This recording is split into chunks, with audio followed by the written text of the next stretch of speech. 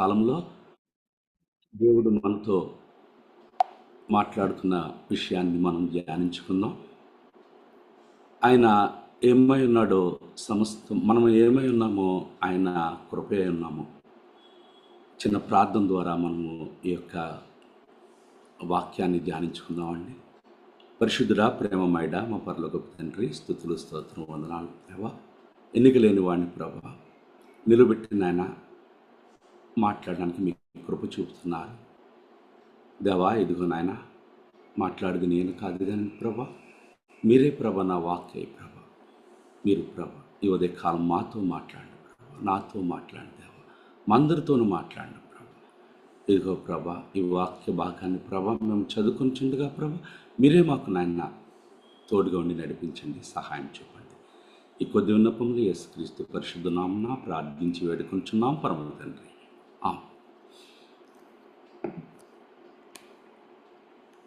దేవునికి మరొక్కసారి వందనాలు తెలియజేసుకుందామండి. ఇక్కడ మనకి పౌలు గారు రోమా పత్రికల రోమా సంఘానికి అక్కడ ఏర్పరచబడినటువంటి యూదులైన వారు ఉన్నారు, అన్యులు ఉన్నారు. వీరందరికీ ఆయన సంఘానికి ఈ యొక్క ఉత్తరాన్ని రాస్తూ, ఈ ఉత్తరంలో మొదటి 12 అధ్యాయాలు కూడా ఆయన మనకి రక్షణ అనేది విశ్వాసం ద్వారా, కృప ద్వారా ఎలాగా వచ్చిందో మనకి తెలియజేసి, మనము దానికి కంక్లూడింగ్ 14-15 అధ్యాయాల్లో ఆయన 4 విషయాలని మనకి తెలియజేశారు. మొదటి విషయం ఏంటంటే విశ్వాసులైనటువంటి బలహీనుల్ని మనం చేర్చుకోవడం అనే దాని గురించి ఇక్కడ చెప్తున్నాను.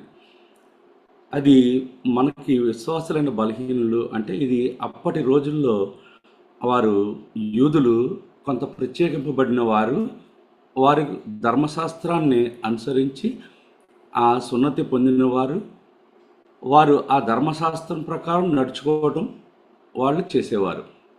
ఆ తర్వాత అక్కడ కొంతమంది అన్యులు కూడా ఉన్నారు, గ్రీస్ దేశస్తులేంటి, ఇంకా చాలామంది ఉండుండొచ్చు. అయితే వారికి ఈ యొక్క ధర్మశాస్త్రం గురించి వారికి పూర్తిగా తెలియదు.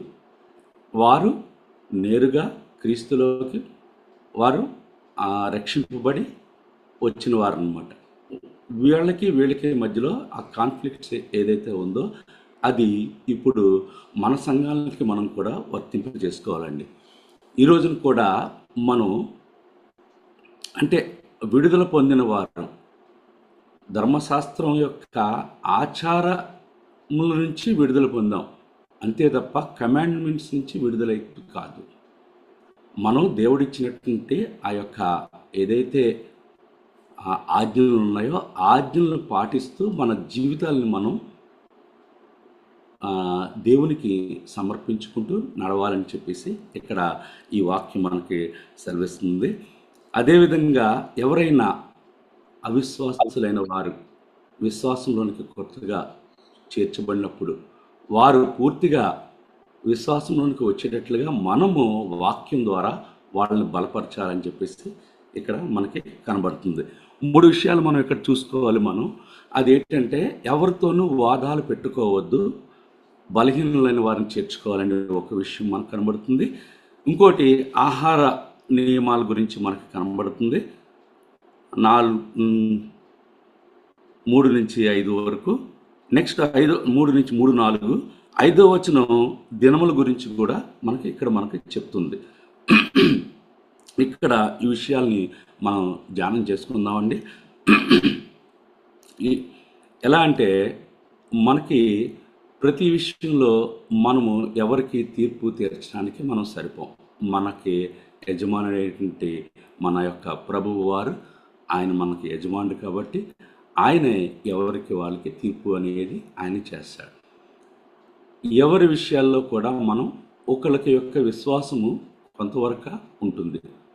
అయినా ఆయన ప్రభు ఆయన్ని చేర్చుకున్నాడు, ఆ విశ్వాసంలో ఆయన్ని బలపరిచాడు. కొంతమందికి ఇంకా ఎక్కువ విశ్వాసం ఉండి ఆయనలో ఇంకా ఎదిగి ఆయన్ని ఇంకా ఎక్కువగా ఆరాధిస్తున్నాం. అప్పుడు ఆయన వారిని కూడా చేర్చుకున్నాడు. కాబట్టి ఈ లోకంలో అందరం కూడా మనం దేవుని బిడ్డలం. దేవుని బిడ్డలమైనటువంటి మనందరినీ కూడా ఆయన ఏకరీతిగా చూస్తున్నాడు. ఎందుకంటే గాలి వెలుతురు మన మీదకి ఏ విధంగా వస్తుందో అందరినీ కూడా అదే విధంగా మన మీద ఆయన ప్రేమ కురిపిస్తున్నాడు. ఆయన ప్రేమ, ఆయన చేతులని మనం అందుకోవాలని ఆయన పిలుపునిస్తున్నాడు. ఆ పిలుపులో మనం ఏం చేయాలి అన్నది మనం ఇక్కడ చూద్దామండి. దేవుని బిడ్డలుగా మన యొక్క ప్రత్యేకత ఏంటి? మన ప్రవర్తనలో పరివర్తన అనేది రావాలి. దేవుని బిడ్డగా మనం ఎలా జీవిస్తాం అనేది ఇక్కడ మనకి ఒక నియమావళి ఎవరిది వాళ్ళదే. ఇక్కడ నా విశ్వాసము లేకపోతే నా యొక్క మనసాక్షి ఏం చెప్తుందో దాన్ని బట్టి నేను నడుస్తాను.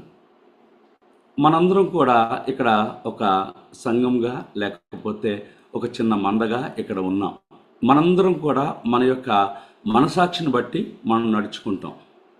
ఆ నడిపింపు అనేది అది దేవుడే మనకి అనుగ్రహిస్తాడు, ఆయనే మనల్ని నడిపిస్తాడు. మనం ఈ యొక్క ఆధ్యాత్మిక అవసరాలని పొందడం కోసం మనకి ఫిలిప్పు పత్రికలో 3వ అధ్యాయం 17-19 వచనంలో ఈ విధంగా ఆయన మనకి బలపరుస్తున్నాడు. ఫిలిప్పు 3వ అధ్యాయము 17-19 వచనాల్లో, సహోదరులారా, మీరు నన్ను పోలి నడుచుకోండి, మేము మీకు మాదిరి ఉన్న ప్రకారము నడుచుకుని వారిని గురిపెట్టి చూడుడి. అనేకులు క్రీస్తు శిలువకు శత్రువులుగా నడుచుకుంటున్నారు. వీరిని గూర్చి మీతో అనేక పర్యాయములు చెప్పి ఇప్పుడును ఏడ్చుచూ చెప్పుచున్నాను. ఇక్కడ పౌలు గారు ఎంతో వేదనతో చెప్తున్నాడు అనమాట. మీరు నన్ను బట్టి మీరు నడుచుకోండి. నేను ఒకప్పుడు క్రీస్తును సిలువ వేయటానికి, ఆయన్ని అప్పగించడానికి నేను కూడా కారకుడినే. ఎందుకంటే ఆ యొక్క అప్పటికి నాకు మారు మనసు అనేది నాకు రాలేదు. నేను ఆయనని ఎరగలేని వాడిని, నేను ఎరగని వాడిని. కాబట్టి నేను ఆయన గురించి తెలియదు నాకు. అప్పుడు దేవుడు నన్ను పిలుచుకున్నప్పుడు ఆయన యొక్క ఈయనే మెస్సియా అని నేను తెలుసుకున్నాను. ఎందుకంటే పౌలు గారు మనకి ఇంత రూఢిగా, ఇంత గట్టిగా ఎలాగ చెప్పగలుగుతున్నారంటే ఆయన ధర్మశాస్త్రాన్ని అంతటినీ కూడా ఆయన పూర్తిగా నేర్చుకున్నవాడు. ఆయన గమనీయుల దగ్గర ఆయన శిష్యరికం చేసినవాడు. ఆయన ధర్మశాస్త్రం అంతా కూడా ఆయనకు పూర్తిగా తెలుసు. ఆయన ధర్మశాస్త్రంలో ఏ అయితే ప్రవక్తలు చెప్పారో ఆ ప్రవచనాలని తెలుసు. కాబట్టి క్రీస్తు మన కొరకు వచ్చి ఆయన ఇక్కడ మనకు రక్షణ ఇచ్చి మన కొరకు చనిపోయాడని చెప్పేసి ఆయన చెప్పి, ఆ విధంగా నన్ను బట్టి నడుచుకోండి అని చెప్పేసి ఆయన చెప్తున్నాడు.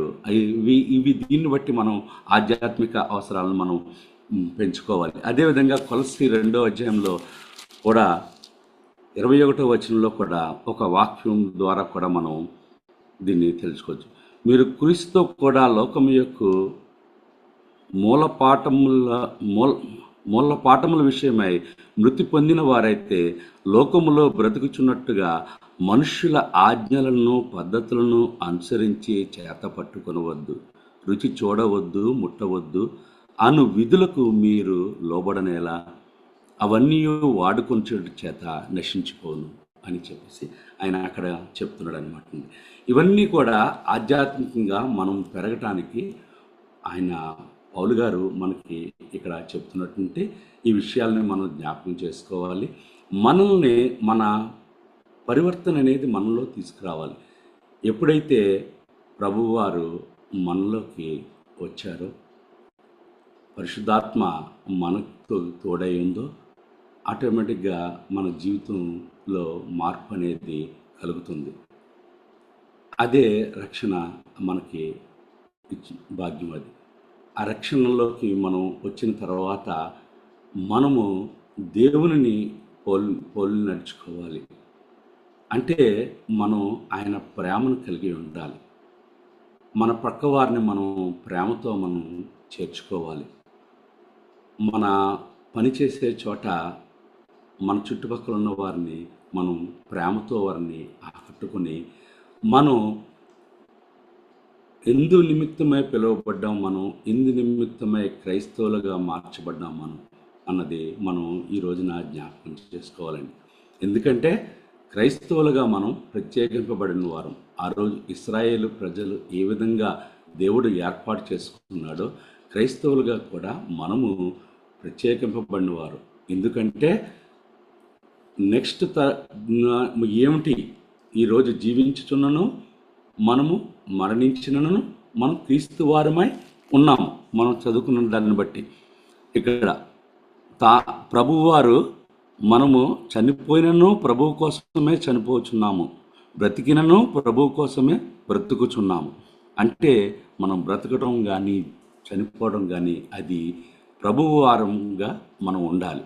అంటే మనం ఈ లోకంలో బ్రతికినప్పుడు ఈ లోకంలో తర్వాత మనం ఏంటి అంటే మనం మళ్ళీ మహిమ శరీరమై ఆయన యొద్దకు ఎత్తబడి గుంపులో ఉండడానికి ఆయన రాకడ గురించి కూడా మనం తెలుసు. అది మనకు మాత్రమే తెలుసు. ఎందుకంటే ఆయన మనల్ని స్నేహితులుగా పిలుచుకున్నాడు. యోహాను సువార్తలో ప్రభువారు చెప్తారు, ఇప్పుడు నేను మీకు స్నేహితుడిలా మాట్లాడుతున్నాను, బోధకుడుగా కాదు. ఎందుకంటే స్నేహితుడు తనకు తెలిసిన దానిని దాయడు.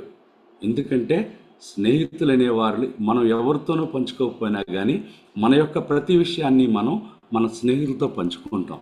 అదేవిధంగా ప్రభువారు ఏం చెప్తున్నారంటే, నేను ఇప్పుడు శిష్యులతో నేను మిమ్మల్ని స్నేహితులుగా చూస్తున్నాను, కాబట్టి నేను ఈ విషయాలు పరలోక సంబంధమైన విషయాల్ని మీకు చెప్తున్నాను అని ఆయన చెప్పారు.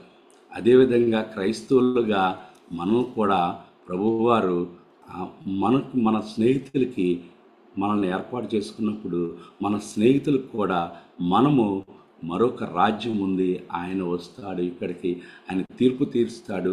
ఆ తీర్పు తీర్చినప్పుడు ఆయన ఆ తీర్పులోనికి మనం వెళ్ళకూడదు అన్నది. అంటే ఇప్పుడు నోవాహు దినము కూడా మనం జ్ఞాపకం చేసుకోవాలండి. నోవాహు దినంలో మనం అప్పట్లో నోవాహు గారు జలప్రళయం వస్తుంది, వర్షాలు వస్తాయంటే చుట్టుపక్కల ఉన్న వాళ్ళు ఎవరు కూడా నమ్మలేదు. ఎందుకు నమ్మలేదంటే అప్పటికి వర్షం అనేది భూమి మీద లేదు. లేని దాని గురించి ఎవరు నమ్ముతారు? అందుకే విశ్వాసము అనేది మనం చూచుతున్న దాన్ని కాదు కానీ మనం చూడని దానిని గురించి విశ్వసించడం గురించి మనకి దేవుడు అబ్రాహాంని ఆయన్ని స్నేహితుడని ఎందుకు పిలిచాడంటే ఆయన విశ్వాసంలో అంత బలంగా, ఆయన 90 ఏళ్లను వృద్ధుడైండి కూడా ఆయన దేవుని వాక్కుని అంగీకరించి ఆయన నీకు నేను సంతానాన్ని ఇస్తాను అని చెప్పినప్పుడు ఆయన దానిని విశ్వసించాడు. ఆ విశ్వాసాన్ని మనం కూడా కలిగి ఉన్నాం. అందుకే మనం కృప ద్వారా రక్షణ పొంది ఉన్నాం. ఆ రోజుని అబ్రహాం గారికి కూడా దేవుడు ఆయనకు కూడా స్నేహితుడిగా ఎంచబడి ఆయన మనసులోది నేను కూడా నా స్నేహితుడికి నేను చెప్పాలి కదా అని చెప్పేసి లోతు విషయమే ఆయన అక్కడ తెలియచేశారు. అదేవిధంగా మనం కూడా మన యొక్క స్నేహితులకి మనం రాబో విషయాలు ఏవైతే ఉన్నాయో వాటి గురించి మనం తెలియచేయాలండి. ఇవి మనం ఇక్కడ మన దగ్గర ఉన్న విశ్వాసాల విషయంలో మనం ఎలాగా వాళ్ళని బలపరచుతూ వారితో పాటుగా మన చుట్టుపక్కల ఉన్న వారికి కూడా మనం దేవుని యొక్క రాకడ విషయంలో కూడా మనం బోధించే వారంగా, లేకపోతే వారికి మనం తెలియచెప్పే వారంగా ఉండాలి. అది దానికోసమే దేవుడు మనల్ని ఏర్పాటు చేసుకున్నాడు. క్రైస్తవులుగా మనకు ఆయన ఈ యొక్క గొప్ప విషయం, ఈ ధన్యత మనకి ఉంది.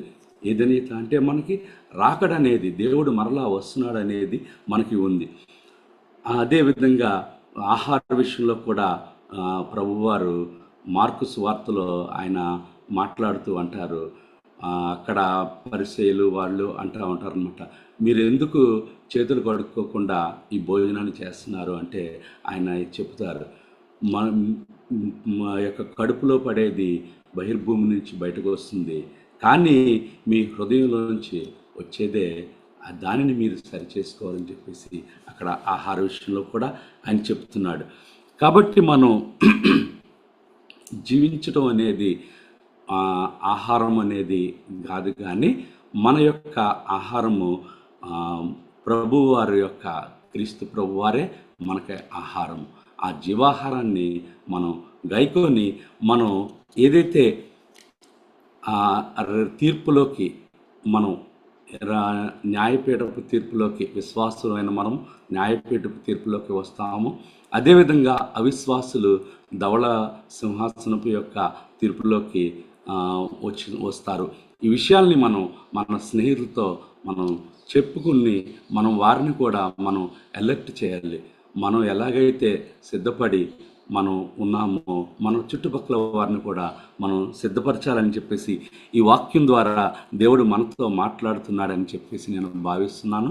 ఈ యొక్క చిన్న వాక్యాన్ని దేవుడు తన నాదుకు ఈ విధంగా మాట్లాడడానికి శక్తినిచ్చినట్టు ఆ దేవాదేవునికి వందనాలు తెలియజేసుకుంటూ మనము ఈ యొక్క వాక్యం ద్వారా మనం కూడా ప్రతి మనుషులు ప్రతి క్రైస్తవుడు కూడా ఒక సువార్థికుడిగా మారాలని చెప్పేసి నేను కోరుకుంటూ ఈ యొక్క అవకాశం ఇచ్చినటువంటి ఇశ్రాయేల్ గారికి ధన్యవాదాలు తెలియజేసుకుంటూ ఈ యొక్క చిన్న ధ్యానాన్ని దేవుడు దీవించాలని ఆశీర్వదించాలని కోరుకుంటూ ఈ యొక్క ముగిస్తున్నాను. థ్యాంక్ యూ అండి మాథ్యూస్ గారు.